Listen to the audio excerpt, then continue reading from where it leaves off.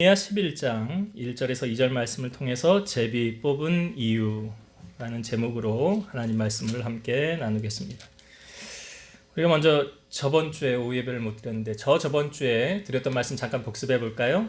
자, 이스라엘 백성들이 성벽을 완공하고 난 후에 인봉하였더라 그랬어요. 인봉했다는 것은 이제 거기에 도장을 찍고 그 말씀대로 우리가 지키겠습니다.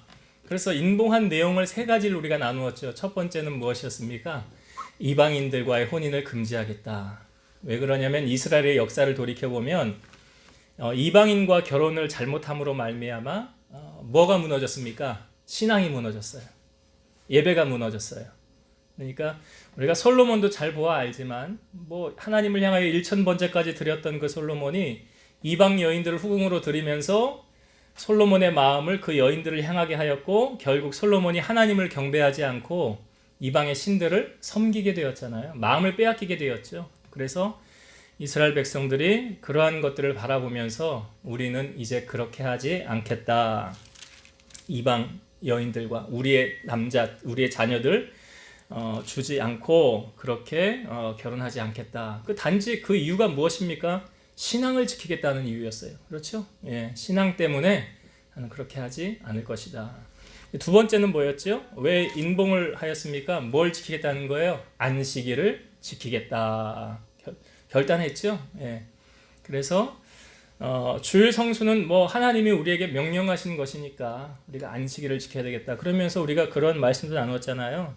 우리가 지금까지 예배라는 형태가 존재하지 않았다고 한다면 일주일에 한 번 교회 와서 예배 드리는 것이 이게 정해져 있지 않았다고 한다면 우리의 신앙이 지금까지 지탱되어졌을까? 존재하고 있었을까? 그러니까 예배라는 것, 주일날 한 번 교회 오는 것, 이것이 참 단순한 것 같지만 이것 때문에 내 신앙이 지금 유지가 되고 있는 거예요. 예, 우리가 오늘 아까 주일날 한 번도 빠지지 않은 우리 두 분 시상을 작은 상을 드렸는데 큰 상은 아마 하나님이 더 주실 거예요. 그러니까 예배라는 것은 사실 우리가 거기에 올인을 하는 거죠. 목숨 걸고 지켜야 되는 거예요. 하나님이 기뻐하시는 것이고 내 신앙을 유지해 나아가는 길이기 때문에 누가 대신 내 신앙 지켜주지 않습니다. 그래서 주일날은 하늘이 두 쪽이 나도 나는 교회 가야 된다. 그래서 이 모태신앙이라는 것이 중요한 것이 어렸을 때부터 몸에 배게 하는 거잖아요. 신앙의 습관이 몸에 배는 거예요. 그러면 아이들이 어려서부터 여호와를 아는 아이들은 주일날 다른 거 할 생각 하지 않죠. 주일날은 교회 가는 날이야. 이게 딱 인식이 되어져 있는 거예요. 그래서 인봉한 사람들이 우리 다시 안식일을 지키는 것으로 돌아가자. 그 결단하였고 마지막 세 번째 무엇이었습니까? 우리가 하나님의 전을 버려두지 말자. 하나님의 전을 버려두지 말자. 그래서 주의 교회가 유지되어질 수 있도록 모든 것을 다 이제 합력하여 선을 이루는 것 보여주고 있지 않습니까? 그래서 첫 열매 난 거 하나님의 제단 앞에 드리고 10의 1조 하나님 앞에 드리고 이 모든 것들 사실 제가 그 말씀도 드렸어요. 여러분 목회자가 사실 생활적인 부분에서 교회가 이게 해줘야 되는 게 맞긴 한데 개척교회고 이렇게 힘들다 보면 어렵다 보면 목사님이 현실을 이끌어가기 위해서 뭐 합니까? 돈을 벌어야 되는 그런 상황이 이르게 되면 여기에서 나가서 돈을 벌고 이렇게 하다 보면 기도하는데 소홀해지죠? 말씀 보는데 소홀해지죠? 성도들 돌아보는데 소홀해질 거 아닙니까? 그러면 결국 그것이 누구에게 손해가 오느냐? 그 영향이 누구에게 미칠까요? 목사님에게 미칠까요? 예, 성도들에게 미치는 거예요. 그래서 여기 보면 우리가 하나님의 전을 버려두지 말자라는 의미 속에는 목사님은 우리를 위해서 말씀 보고 기도하고 이 모든 것 할 수 있도록 우리가 해야 되겠다. 제가 저번 주에 그 얘기 했던 것 같은데 우리 교회 얼마 안 되지만 적은 사람이지만 능력 있는 교회가 될 수 있는 비결이 있잖아요. 말씀드린 거 생각나십니까? 설교를 한번 다시 들어보세요. 제가 또 반복하긴 그러니까. 그렇게 하나님 복 주시면 돼요. 네, 그렇게 하나님 역사하시면 돼요. 그럼 우리 하나님은 능치 못하심이 없으니까. 그래서 그 세 가지를 결단하고 그렇게 행하며 살아가자. 삶의 결단하는 부분을 우리가 저번 주에 말씀을 나누었어요.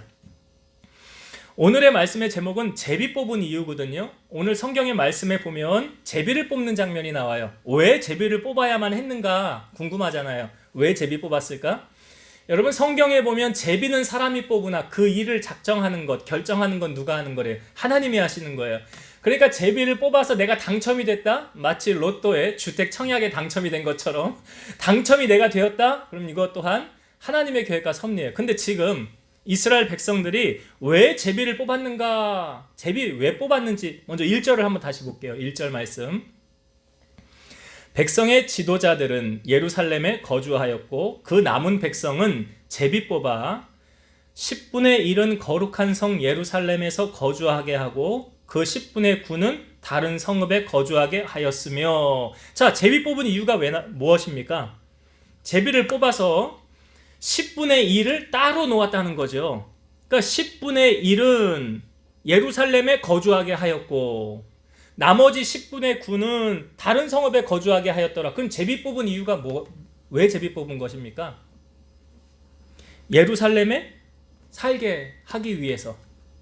예. 제가 이 부분의 말씀을 좀 이해하기 위해서 여러분들에게 이 부분을 설명을 드릴게요. 먼저 이스라엘 역사에 있어서 성전은 총 3개가 세워졌습니다. 첫 번째로 세운 성전은 솔로몬이 건축한 성전이에요. 솔로몬이 사실은 다윗이 세우길 원했죠. 근데 하나님이 노했죠. 하나님이 노하니까 성전을 세우고 싶어도 못 세우는 거예요. 그래서 다윗은 세우고 싶었지만 그것 모든 것 할 수 있는 준비만 해놓았어요. 그리고 다음 세대인 다윗의 아들인 솔로몬이 성전을 건축하게 됩니다. 근데 이 성전이 언제 허물어집니까? 솔로몬 이후로 북왕국과 남유다로 나뉘어졌다고 그랬죠. 남유다가 586년에 멸망을 당합니다. 바벨론에 의해서. 그때 멸망을 당할 때 성전도 같이 무너졌어요. 그러면 두 번째로 세워진 성전은 어떤 성전이냐?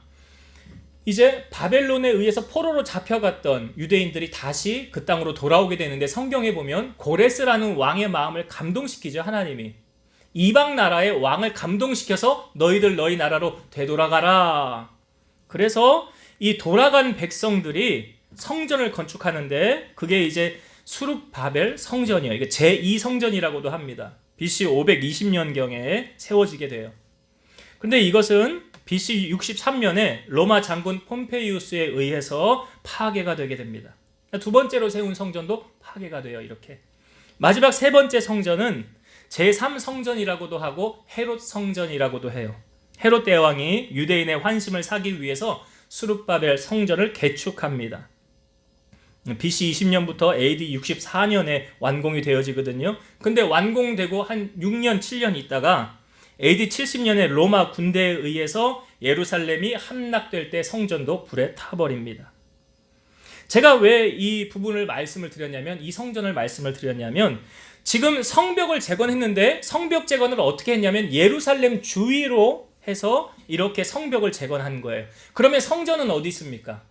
예루살렘에 있어요. 제2성전이 지금 예루살렘에 있다고요. 그런데 지금 예루살렘의 형편은 어떠했냐면, 자, 우리가 앞부분에 넘겨서 이 부분을 말씀 잠깐 볼게요. 느헤미야 7장 앞으로 넘기셔. 7장 3절과 4절을 한번 보겠습니다. 느헤미야 7장 3절과 4절 말씀.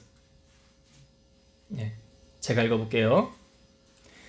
내가 그들에게 이르기를 해가 높이 뜨기 전에는 예루살렘 성문을 열지 말고 아직 파수할 때에 곧 문을 닫고 빗장을 지르며 또 예루살렘 주민이 각각 자기가 지키는 곳에서 파수하되 자기 집 맞은편을 지키게 하라 하였노니 그 성읍은 광대하고 그 주민은 적으며 가옥은 미처 건축하지 못하였음이니라.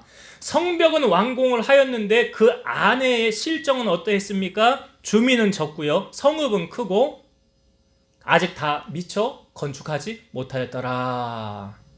그러니까 성벽 안의 상황이 그렇게 좋습니까? 나쁩니까? 좋지 않아요. 그 안의 상황은 좋지 않아요. 그러니까 성벽은 재건을 했는데 그 안에 아직도 져야 할 사람들이 거주하기 아직도 좀 힘든 상황이고, 그리고 해야 할 일은 많은 상황이고, 지금 느헤미야를 통해서 성벽 재건은 왜 한 것입니까? 외세의 침략을 막고 백성을 지키기 위해서 한 거잖아요. 근데 성벽 재건에 제가 우리가 영적인 의미를 드렸죠. 가장 중요한 이유는 무엇입니까? 성전을 지키고 예배를 회복시키기 위함이에요. 그러니까 느헤미야 시대에 지금 이 성전은 제2성전, 수룹바벨 성전이거든요. 그러니까 지금 우리가 오늘 본문의 말씀에 보면 이 백성들이 모여서 제비를 뽑아요. 이게 마치 제비가 당첨이 된 게 기뻐해야 될 일임에도 불구하고 당첨된 사람은 그렇게 기뻐할 수 없는. 왜 그럴까요? 왜? 만약에 10명 중에 한 사람이 당첨이 됐어요. 그것이 여러분이라고 해봅시다. 그러면 이 사람은 예루살렘에 살아야 돼요. 당첨된 사람이 예루살렘에 사는 거예요. 근데 예루살렘에 왜 굳이 제비를 뽑아서 당첨당한 사람이 거기 살게 할까요? 이유가 뭘까요? 예, 맞아요. 예루살렘에 있기 싫은 거예요. 왜? 왜 그럴까요? 자, 여러분, 외세의 침략이 들어올 때 가장 먼저 공격하는 대상이 어딜까요? 우리나라 예를 들어 남북이 갈라져 있는데 전쟁이 일어났다고 가정해 봅시다. 그러면 북한에서 어디 먼저 공격할까요? 그래, 서울이죠. 그거예요. 지금 성벽을 완공을 해 놓았지만 제일 위험 부담을 안고 살아가는 곳이 어디입니까? 예루살렘이에요.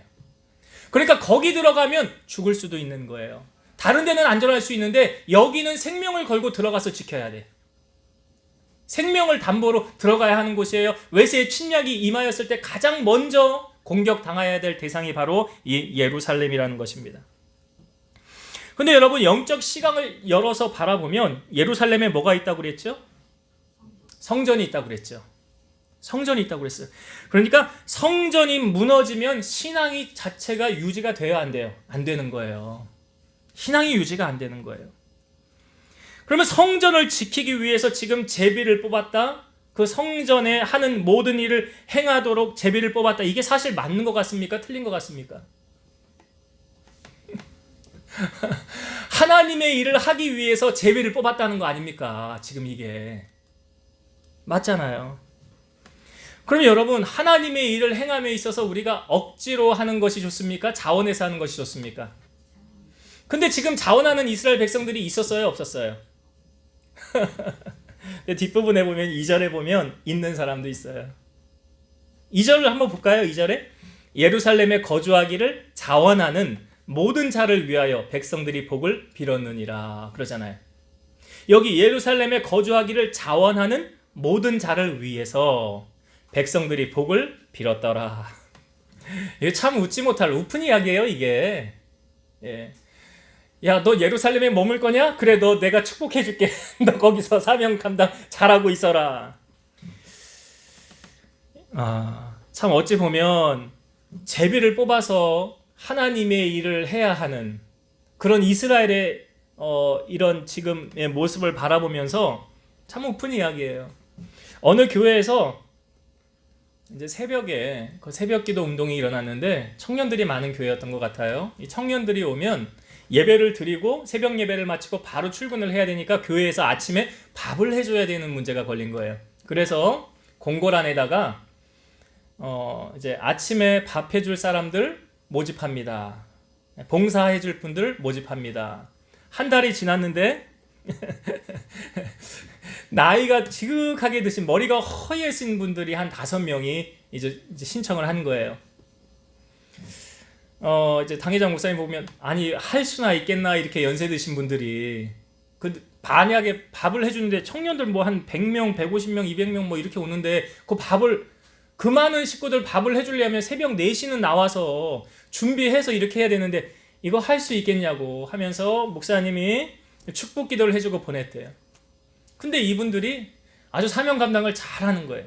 근데 나중에 들리는 소문에 어떤 소문이 들리냐면 야, 교회에서 봉사하면 건강해진다더라.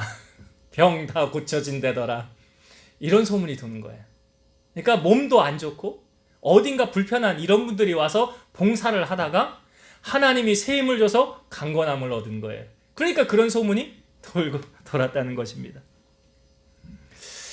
여러분, 하나님의 일을 하면 하나님이 그냥 가만히 있지 않으시잖아요. 하나님이 가만히 있으면 하나님이 살아계시는 게 아니죠. 하나님이 살아계시기 때문에 오늘 우리에게 그러한 자들에게 복 주시는 것을 보여주고 있지 않습니까? 여러분, 우리가 하나님의 일을 행함에 있어서 어차피 내가 해야 될 일이라고 한다면 자원해서 기쁨으로 했으면 좋겠어요. 친구라는 영화에 보면 이런 말 자주 하잖아요. 네가 가라 하와이. 네가 교회 봉사해라.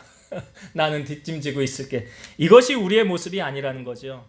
충성하는 일에는 선봉장에 앞장서고 영광받는 일에는 제일 뒤에 서는 것이 지혜로운 성도라는 것입니다.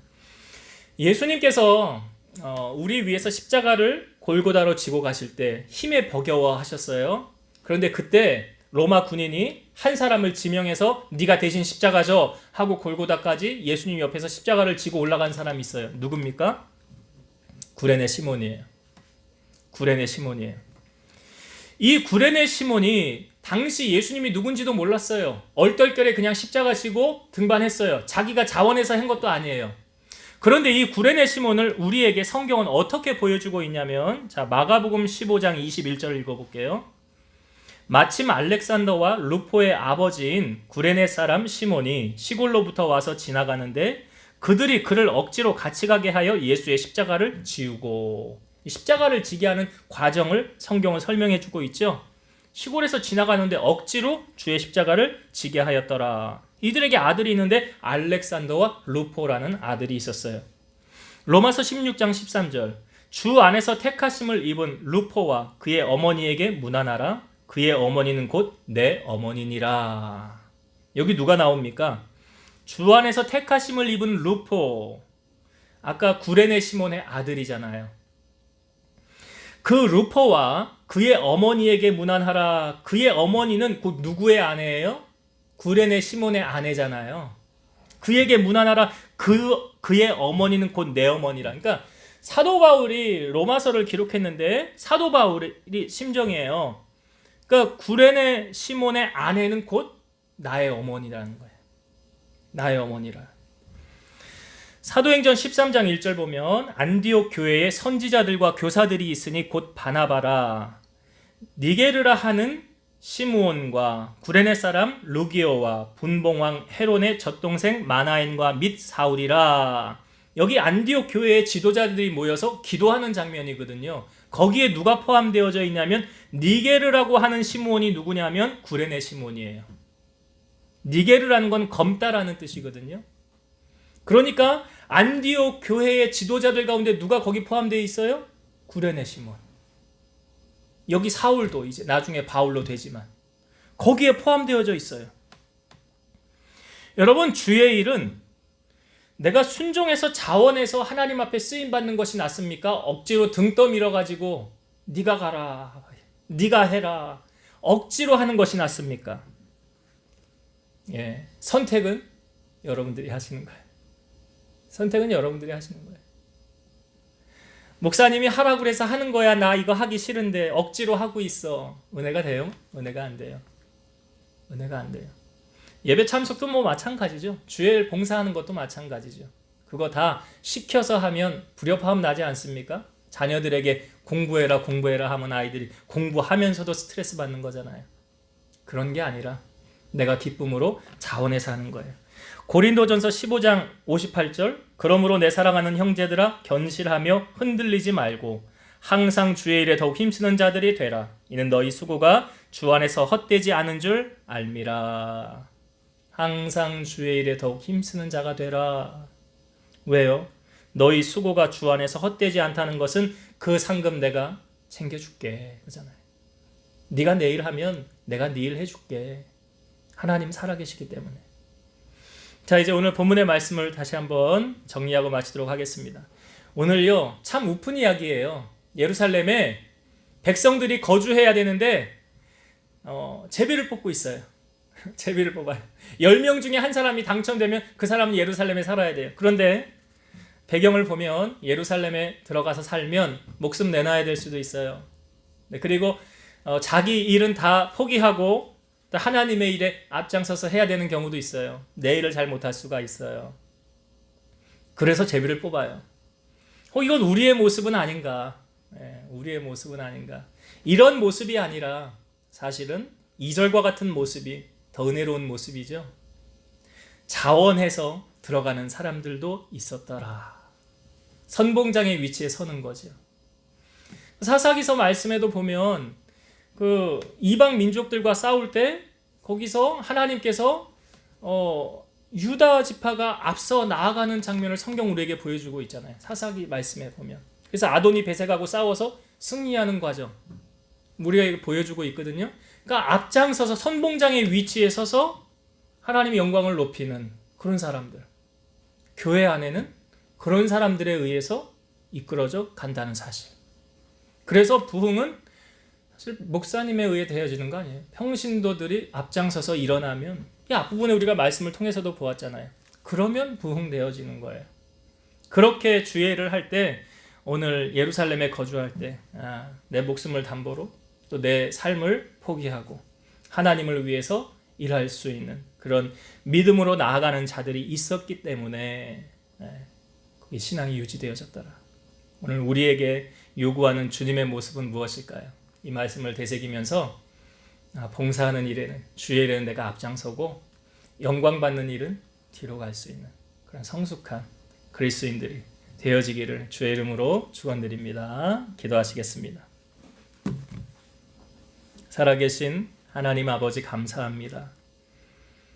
이스라엘 백성들이 성벽을 완공했지만 그 안에 내부적으로 해야 될 일이 많았고 또한 위험 부담이 따르는 예루살렘에 거주하는 일이 남아 있었습니다. 아무도 가려고 하지 않을 때 참으로 그들은 제비를 뽑아 그곳에 남아야 할 사람들을 정하였습니다. 그러나 자원하는 사람들도 있었습니다. 혹 우리는 주의 일을 우리에게 주님이 맡기실 때 우리는 어느 편에 선 자들입니까? 주님이 보실 때 참 주님이 기뻐하실 수 있는 그러한 사람들을 되길 원합니다. 나의 삶을 내려놓고 하나님을 위해서 먼저 행하고 나아간다면 하나님은 우리의 모든 것을 아시고 책임져 주시는 좋으신 하나님이신 줄로 믿사오니 우리 사랑하는 성도들이 이런 주의 일에 앞장서는 선봉자의 역할이 되게 하시고 하나님의 영광을 드높이며 살아가는 우리 성도들이 다 되게 하여 주옵소서. 이제는 우리를 모든 죄악 가운데서 구속하신 예수 그리스도의 은혜와 하나님의 사랑하심과 성령님의 내주 교통 인도 역사 충만케 하심이 사랑하는 성도들 머리 위에 가정 위에 제단과 나라와 민족 위에 이제로부터 영원토록 함께 있을지어다. 아멘.